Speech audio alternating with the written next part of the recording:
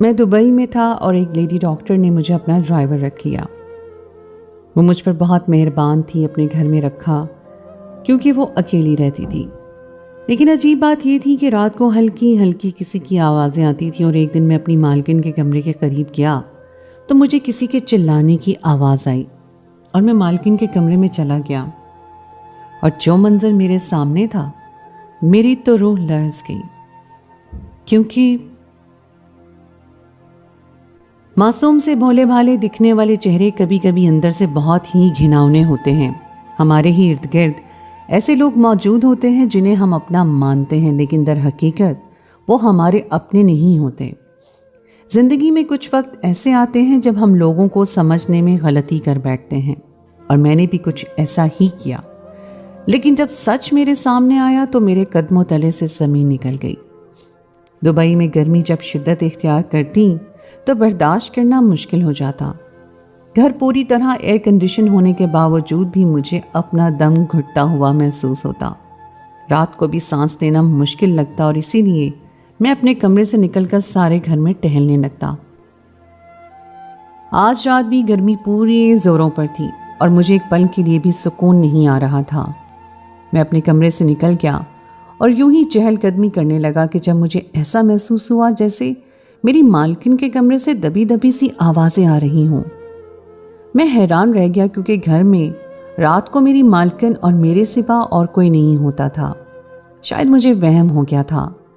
میں تھوڑی دیر یوں ہی سارے گھر میں ٹہلتا رہا اور پھر اپنے کمرے میں سونے کے لیے واپس آ گیا۔ یہ ایک بڑا سا گھر تھا جہاں میں اپنی مالکن کے ساتھ ہی رہائش پذیر تھا، کیونکہ میں پاکستان سے آیا تھا اور مالکن نے برے وقتوں میں مجھ پر رحم کھا کر مجھے ڈرائیور رکھ لیا تھا۔ میرے پاس رہنے کی کوئی جگہ نہیں تھی اور مالکن نے خود ہی مجھے اپنے گھر میں جگہ دی تھی، لیکن آج پہلی دفعہ مجھے کسی اور کی بھی موجودگی کا احساس ہوا تھا۔ میں نے فوراً ہی اپنے ذہن میں آنے والے خیالات کو جھٹک دیا۔ شاید مالکن کسی سے فون پر بات کر رہی تھی، ہو سکتا ہے فون سپیکر پر ہو۔ میری مالکن ایک مشہور لیڈی ڈاکٹر تھی اور ایک ہاسپٹل میں نوکری کرتی تھی۔ شاید ہاسپٹل سے ہی کسی کا فون آیا ہو۔ مالکن بہت ہی رحم دل اور نیک عورت تھی، اپنے مریضوں کی خاطر جان دیتی تھی۔ میں نے مالکن میں گزرے 6 مہینوں میں کوئی برائی نہیں دیکھی تھی۔ اگلی رات میں گرمی نے مجھے پھر بے چین کیا اور میں یہاں سے وہاں چکر کاٹنے لگا۔ ایک دفعہ پھر میں مالکن کے کمرے کے قریب پہنچا تو مجھے آواز سنائی دی۔ یہ فون کے سپیکر کی آواز محسوس نہیں ہو رہی تھی، ایسا لگ رہا تھا جیسے مالکن کے کمرے میں کوئی موجود ہے۔ دبی دبی سرگوشیوں نے میرے اندر تجسس پیدا کر دیا تھا، لیکن میں ایک معمولی سا ملازم تھا اور مجھ میں اتنی ہمت نہیں تھی کہ رات کے اس پہر میں مالکن کے کمرے کے قریب بھی جاتا۔ میرے لیے یہ سب کچھ بہت غیر معمولی تھا، کیونکہ میں نے آج تک مالکن کا کوئی رشتہ دار یا دوست نہیں دیکھا تھا۔ وہ یہاں تنہا رہتی تھیں اور ان کے گھر والے کسی دوسرے ملک میں رہتے تھے۔ میں ساری رات یوں ہی بے چینی سے باہر گزار کر واپس اپنے کمرے میں آ گیا۔ آدھی رات کو مالکن سے ملنے کے لیے کون آ سکتا تھا، جبکہ میری مالکن تو شادی شدہ بھی نہیں تھی۔ وہ ایک خوبصورت اور جوان لڑکی تھی، لیکن ابھی تک مالکن نے شادی نہیں کی تھی۔ مالکن ہاسپٹل سے گھر اور گھر سے ہاسپٹل کے علاوہ کہیں نہیں جاتی تھی۔ جتنا وقت مالکن ہاسپٹل میں ہوتی میں گاڑی لے کر باہر ہی کھڑا رہتا اور ان کا انتظار کرتا۔ میں بہت زیادہ حیران تھا کہ مالکن کی زندگی میں ایسا کون تھا جو آدھی رات کو مالکن سے ملنے کے لیے آتا تھا اور جس سے میں بالکل بے خبر تھا، جبکہ مجھے مالکن کے ہر پل کی خبر ہوتی تھی۔ انہی سوچوں کے ساتھ میں بستر پر لیٹا تو تھوڑی ہی دیر میں مجھے نیند لگ گئی۔ اگلی صبح میں معمول کے مطابق مالکن کو ہاسپٹل لے جانے لگا۔ مالکن گاڑی کی پچھلی سیٹ پر آنکھیں موندے بیٹھی تھی۔ ان کا چہرہ دیکھ کر مجھے ایسا محسوس ہوتا تھا جیسے وہ رات بھر سوئی نہ ہو۔ ان کے چہرے پر زمانے کی تھکن محسوس ہو رہی تھی۔ میں نے اچانک ہی ان سے پوچھ لیا کہ کیا آپ رات بھر سوئی نہیں ہیں؟ میری بات سن کر مالکن نے گڑبڑا کر آنکھیں کھول دی اور کہنے لگی، کیوں ماجد، یہ سوال کیوں پوچھ رہے ہو؟ میں بھلا رات بھر کیوں نہیں سوؤں گی؟ میں تو 11 بجے سے سو جاتی ہوں۔ ہاسپٹل میں کام کرنے کے لیے مجھے پوری نیند کی ضرورت ہوتی ہے، اس لیے رات کو میں بالکل نہیں جاگتی۔ مالکن کی بات سن کر میں ہکا اور بکا رہ گیا، کیونکہ مجھے اچھی طرح معلوم تھا کہ مالکن رات کو سو نہیں رہی تھی۔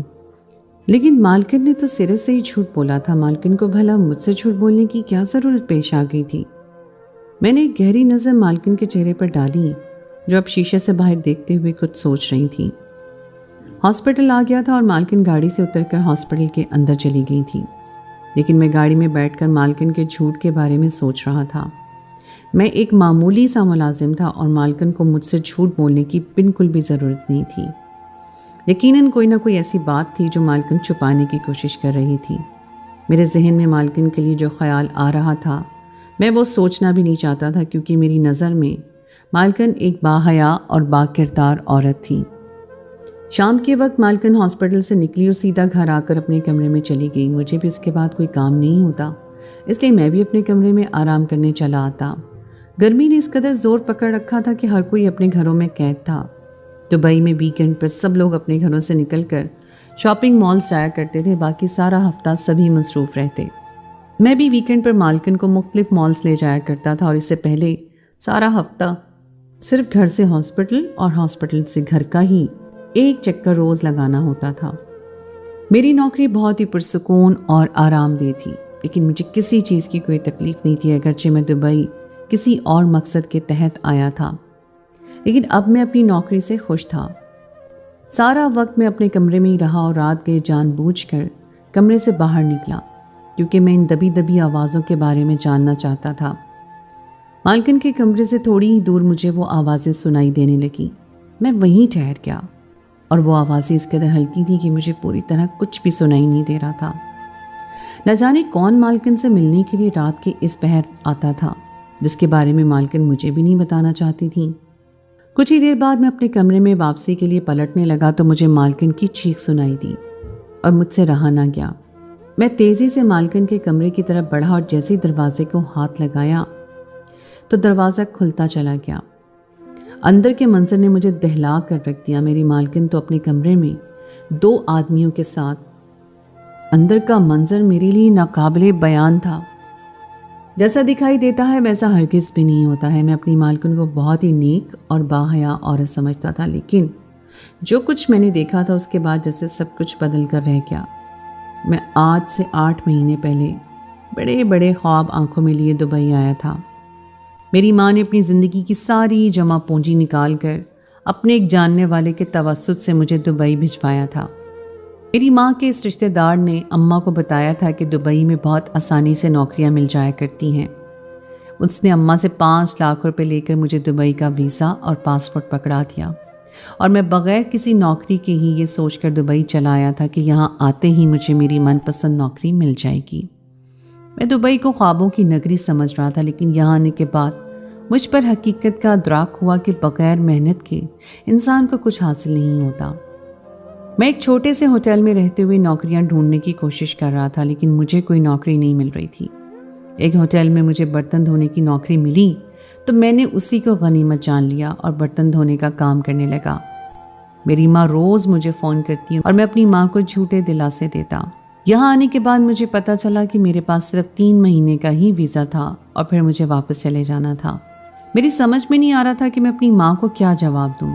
مجھ سے دبئی کی گرمی بھی برداشت نہیں ہوتی تھی، اور برتن دھو کر ہوٹل سے واپس اپنے کمرے تک جانے کے لیے مجھے پیدل سفر کرنا پڑتا تھا، اور گرمی کی شدت سے میری طبیعت خراب ہو جاتی۔ ایسے ہی ایک دن برتن دھو کر میں ہوٹل سے نکلا تو بیچ روڈ پر ہی چکرا کر بے ہوش ہو گیا، اور جب مجھے ہوش آیا تو میں ہاسپٹل کے بستر پر پڑا ہوا تھا، اور ایک خوبصورت سی لیڈی ڈاکٹر میرے سر پر کھڑی تھی۔ میرے سر پر پٹی بندھی ہوئی تھی اور میں سر پر بہت ٹیسیں اٹھ رہی تھیں۔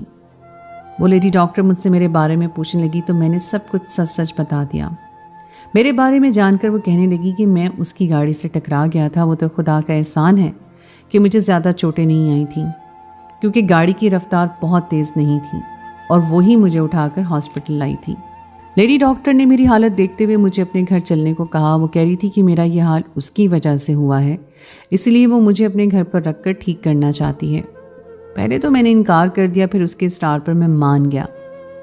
ہوٹل کا کرایہ بھرنا اب میرے بس کی بات نہیں تھی۔ 2 دن اس لیڈی ڈاکٹر نے مجھے اپنی نگرانی میں رکھا اور میں بالکل ٹھیک ہو گیا۔ 2 دن بعد میں نے اسے اجازت چاہی تو وہ کہنے لگی کہ اسے ڈرائیور کی شدید ضرورت ہے، اگر مجھے ڈرائیونگ آتی ہے تو وہ مجھے مستقل طور پر اپنے پاس ملازم رکھ سکتی ہیں۔ میں پاکستان میں اپنے دوستوں کی گاڑیاں چلایا کرتا تھا، اس لیے مجھے اچھے سے ڈرائیونگ آتی تھی۔ یہ بات سن کر وہ بہت خوش ہو گئی، کہنے لگی کہ میں اسی کے گھر میں رہ سکتا ہوں اور اس کے ڈرائیور کی نوکری کر سکتا ہوں، وہ مجھے ایک معقول رقم دے گی۔ لیڈی ڈاکٹر کی بات پر میں حیران رہ گیا کہ وہ مجھے اجنبی پر اتنا بھروسہ کیسے کر رہی ہے، لیکن میرے لیے تو یہ بہت تھا کہ مجھے نوکری بھی مل رہی تھی۔ میں نے بنا سوچے سمجھے ہی حامی بھر لی اور اس دن سے ہی میں مالکن کے پاس نوکری کرنے لگا۔ مالکن باقاعدگی سے نماز پڑھتی، گھنٹوں خدا کے آگے سجدے میں بیٹھی رہتی۔ میرے لیے تو وہ ایک پاکیزہ سی فرشتہ صفت عورت تھی۔ مالکن نے مجھے اپنے گھر میں صرف جگہ ہی نہیں دی تھی بلکہ عزت بھی دی تھی۔ مجھے کبھی ایسا محسوس نہیں ہوتا تھا کہ میں ایک معمولی سا ملازم ہوں۔ میری امید سے کہیں بڑھ کر مجھے تنخواہ مل رہی تھی، جیسے میں خوشی خوشی اپنی ماں کو بھجوا رہا تھا۔ مالکن نے میرا ویزا بڑھوا دیا تھا اور وہ دن اتنی تیزی سے گزر رہے تھے کہ مجھے یہاں نوکری کرتے ہوئے 6 مہینے ہونے والے تھے۔ لیکن پچھلے کچھ دنوں سے جو دبی دبی آوازیں مجھے سنائی دینے لگی تھیں، انہوں نے میرے اندر ایک تجسس بھر دیا تھا، اور جب میں نے مالکن کے کمرے کا دروازہ کھولا تو اندر کے منظر نے پوری طرح میرے ہوش اڑا کر رکھ دیے۔ میں سوچ بھی نہیں سکتا تھا کہ آدھی رات کو مالکن اپنے کمرے میں 2 آدمیوں کے ساتھ ہوگی۔ مجھے دیکھتے ہی مالکن کے چہرے کا رنگ اڑ گیا اور وہ غصے میں کہنے لگی کہ آدھی رات کو میرے کمرے میں کیوں آئے ہو؟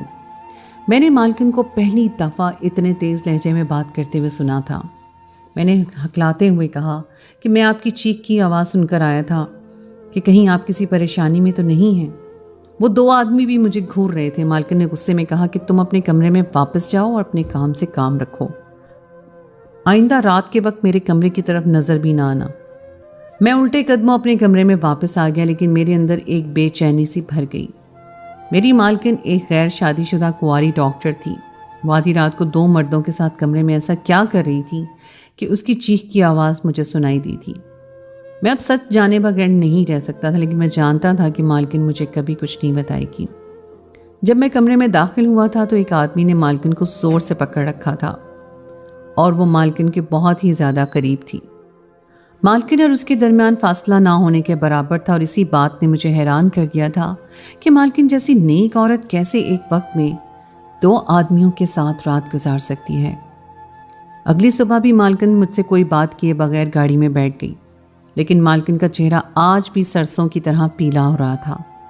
رات بھر کی تھکن ان کی آنکھوں میں صاف دکھائی دے رہی تھی۔ میں نے مالکن سے خود ہی نظریں چرا لیں۔ مجھے اس بات کا خوف تھا کہ اگر مالکن نے مجھے نوکری سے نکال دیا تو میرے پاس رہنے کے لیے کوئی ٹھکانہ نہیں ہوگا اور نہ ہی کوئی نوکری۔ مجھے اگلی رات کا انتظار تھا۔ میں نے سوچ لیا تھا کہ میں خود ہی سچ کا پتہ لگاؤں گا۔ مالکن رات کے کھانے کے بعد تھوڑی سی چہل قدمی کر کے اپنے کمرے میں چلی گئی، اور اسی وقت کا فائدہ اٹھا کر میں مالکن کے کمرے میں چھپ گیا۔ میں چاہ کر بھی اس بات کا یقین نہیں کر پایا تھا کہ میری مالکن ایک بد کردار عورت ہے۔ اگر میں مان بھی لیتا کہ مالکن بد کردار عورت ہے تو پھر وہ چیخ کیوں ماری اس نے؟ مالکن کے چہرے کا رنگ دن بدن پیلا کیوں پڑ رہا تھا؟ میں مالکن کے کمرے میں چھپا ہوا تھا اور مالکن چہل قدمی کر کے تھوڑی ہی دیر میں اپنے کمرے میں آ کر بیٹھ گئی تھی۔ 1 بجے کے قریب کمرے میں وہ 2 آدمی چلے آئے۔ ان کو دیکھ کر مالکن کا چہرہ اتر گیا اور مالکن بستر سے اٹھ کر کھڑی ہو گئی۔ ان میں سے ایک آدمی ان کے بہت قریب چلا آیا اور دونوں نے بازو سے پکڑ کر اپنے قریب کھینچا۔ مالکن کے حلق سے ہلکی سی چیخ برآمد ہوئی تھی جسے اس آدمی نے اپنے ہاتھوں سے گھونٹ دیا۔ ان کی ہلکی ہلکی سسکیاں کمرے میں گونجنے لگی اور میرے جسم سے پسینے چھوٹ رہے تھے۔ میں مالکن کے کمرے میں بنی لکڑی کی بڑی سی الماری میں چھپا ہوا تھا۔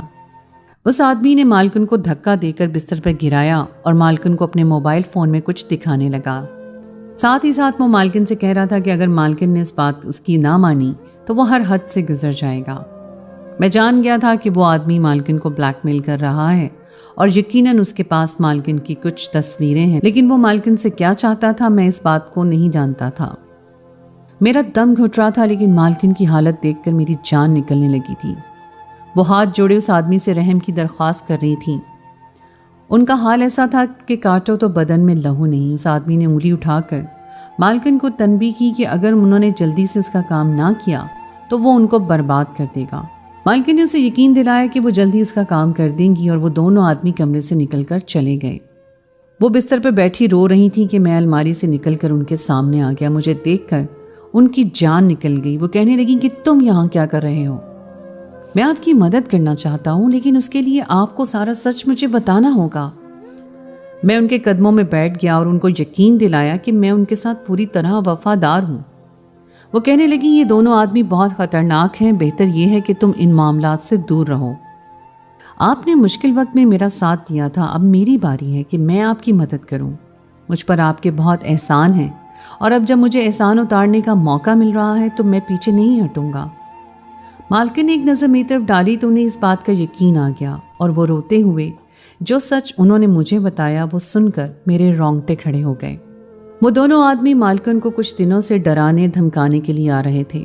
ان میں سے ایک آدمی کے پاس مالکن کے تمام گھر والوں کی تصویریں موجود تھیں، اور وہ مالکن کو دھمکی دے رہا تھا کہ اگر مالکن نے اس کی بات نہیں مانی تو وہ انڈیا میں موجود مالکن کے گھر والوں کو ختم کروا دے گا۔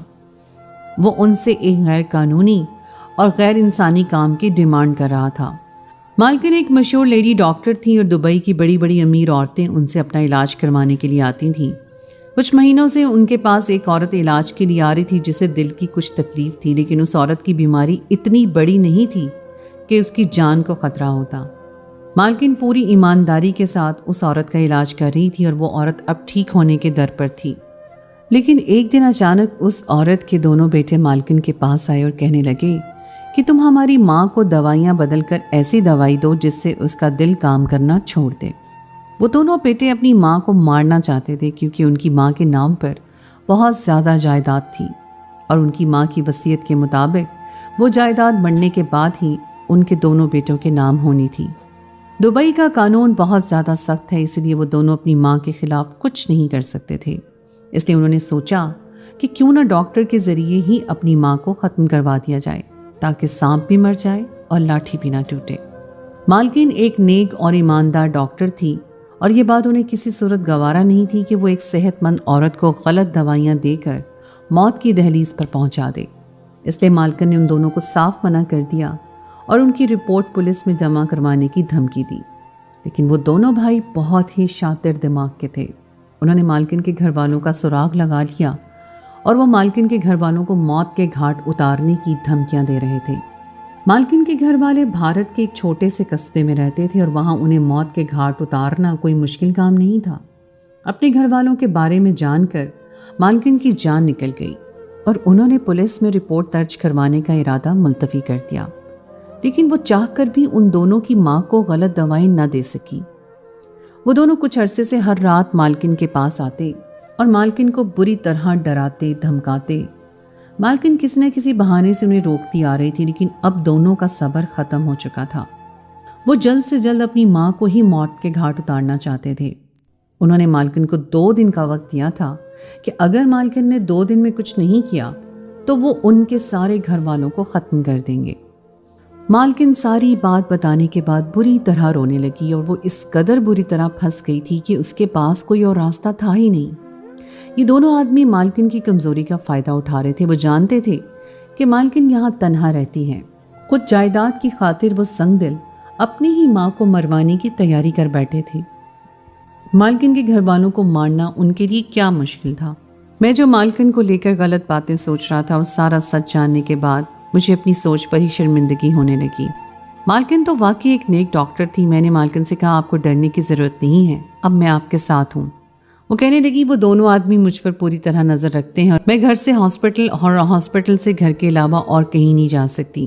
میں نے مالکن سے کہا کہ آپ فکر نہ کریں، آپ کہیں نہیں جا سکتی، لیکن میں تو جا سکتا ہوں۔ مالکن میری شکل دیکھنے لگی۔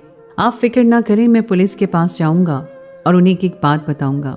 وہ دونوں بھائی جب ایک ساتھ گرفتار ہو جائیں گے تو آپ کے گھر والوں کو نقصان پہنچانے کے لیے کوئی باقی نہیں بچے گا۔ میری بات سن کر مالکن کو کچھ اطمینان ہو گیا۔ اگلے دن میں نے مالکن کو ہاسپٹل چھوڑا، مالکن کی گاڑی کو ہاسپٹل کی پارکنگ میں کھڑا کیا، اور خود چپکے سے گاڑی سے نکل کر ٹیکسی لے کر پولیس اسٹیشن پہنچ گیا۔